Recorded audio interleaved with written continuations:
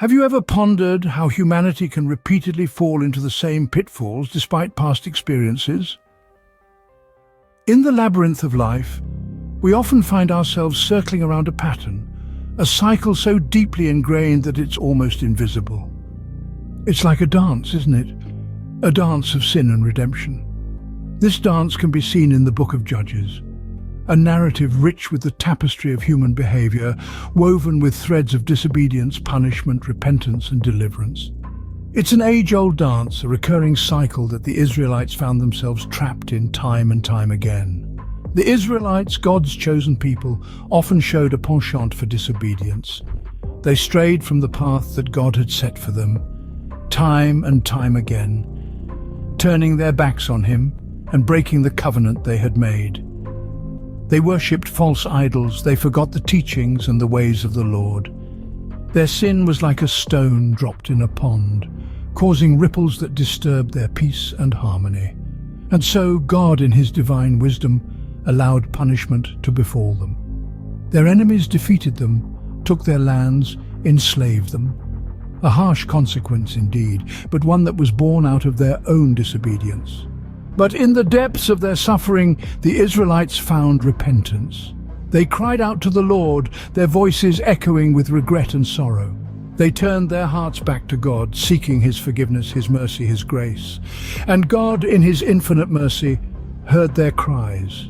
He raised judges, leaders chosen to deliver His people from their suffering. These were the redeemers, the saviors, the ones who would guide them back to the path of righteousness. This cycle, as monotonous as it may seem, holds profound lessons for us today. It's a reminder of the consequences of our actions, the power of repentance, and the mercy of a loving God. It's a story that echoes through the ages, a dance of sin and redemption that continues to shape our lives. What does a left-handed man, a woman, and a farmer have in common? In the Book of Judges, they are unlikely heroes. Let's begin with Ehud, a man who was left-handed. In a world where the right hand was preferred, Ehud's left-handedness was seen as a disadvantage. Yet it was this very trait that allowed him to carry out his daring mission. Ehud was tasked with delivering a tribute to the oppressive Moabite king Eglon, but he had a different plan in mind. Concealing a double-edged sword on his right thigh, he managed to catch the guards off guard, for they didn't expect a left-handed man to draw a weapon from his right side. With cunning and audacity, Ehud assassinated King Eglon, freeing the Israelites from Moabite tyranny. Then there was Deborah, a woman in a time when men were typically the leaders. Yet it was Deborah who was chosen as a judge and prophetess, leading Israel during a period of peace.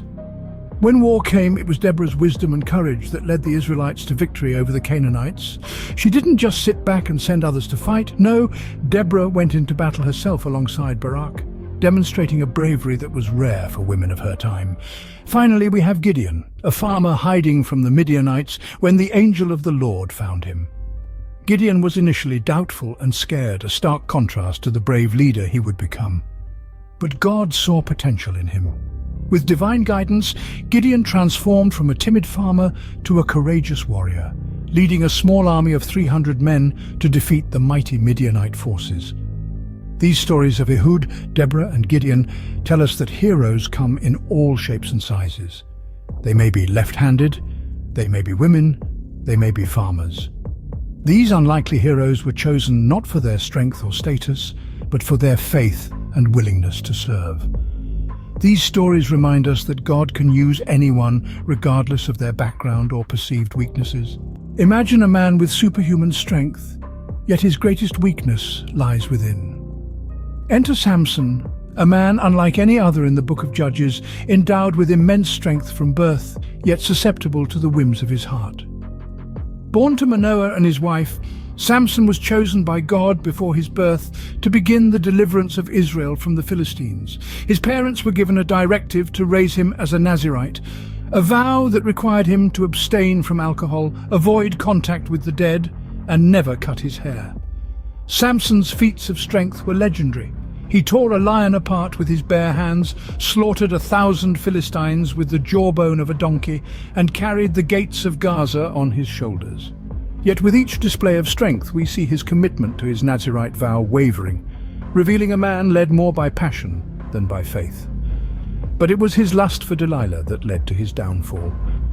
Samson, in a moment of unchecked passion, revealed the secret of his strength to Delilah. She, in turn, betrayed him to the Philistines, who cut his hair, robbing him of his strength, and gouged out his eyes. Yet, in his final act, we see a glimpse of the hero Samson was meant to be. Blinded and bound, he was brought to the Philistine temple as a trophy. But his hair had begun to grow back, and with it his strength. In a final act of redemption, Samson prayed to God for strength, pushed against the temple pillars, and brought the building down, killing himself and more Philistines in his death than in his life.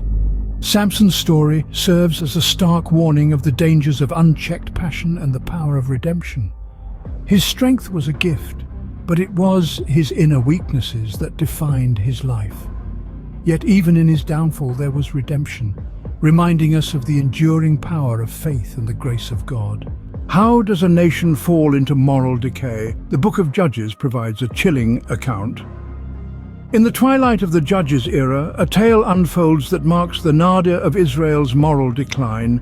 It's the story of a Levite and his concubine, a narrative that paints a grim portrait of a society that had strayed far from its divine path. Our Levite, a man of God, takes a journey with his concubine into the territory of the tribe of Benjamin. There they sought refuge for the night in the town of Gibeah, expecting the hospitality customary to strangers in their culture. Yet what they encountered was a society that had lost its moral compass.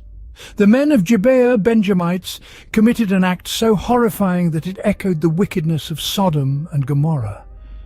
They abused and assaulted the Levite's concubine, leaving her at the doorstep of their host, where she breathed her last. This act was not just an affront to the Levite, but a violation of the sacred laws of hospitality, a debasement of human dignity, and a stark indicator of the moral decay that had seeped into the fabric of the nation.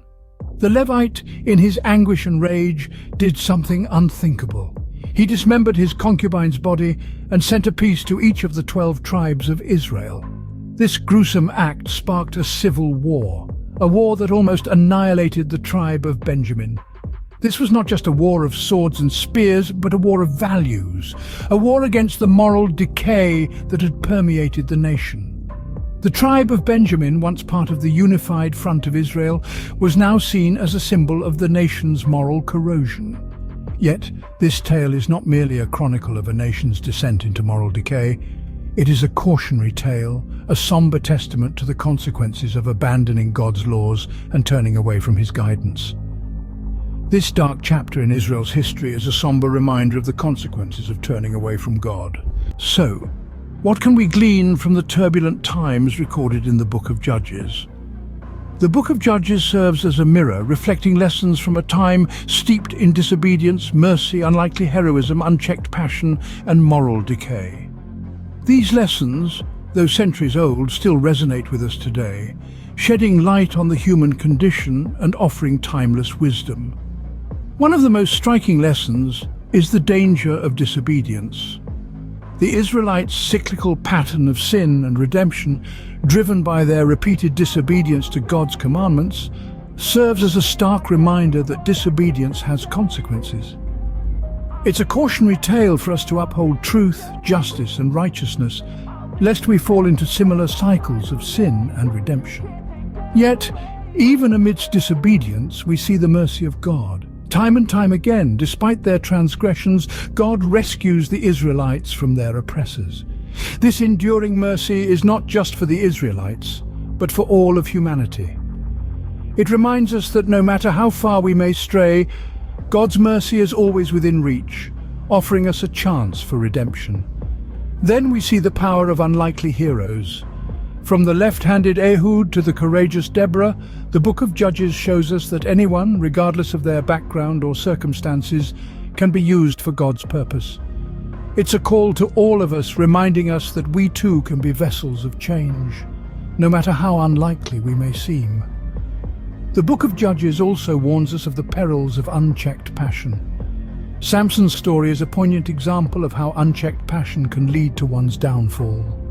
It's a reminder to temper our passions with wisdom and discernment. Lastly, we witness the consequences of moral decay. The moral decline of the Israelites led to chaos and strife. It's a sobering lesson on the importance of maintaining moral integrity, both individually and collectively. The book of Judges, while filled with turmoil and strife, is also a testament to God's enduring mercy and his ability to use anyone for his purpose.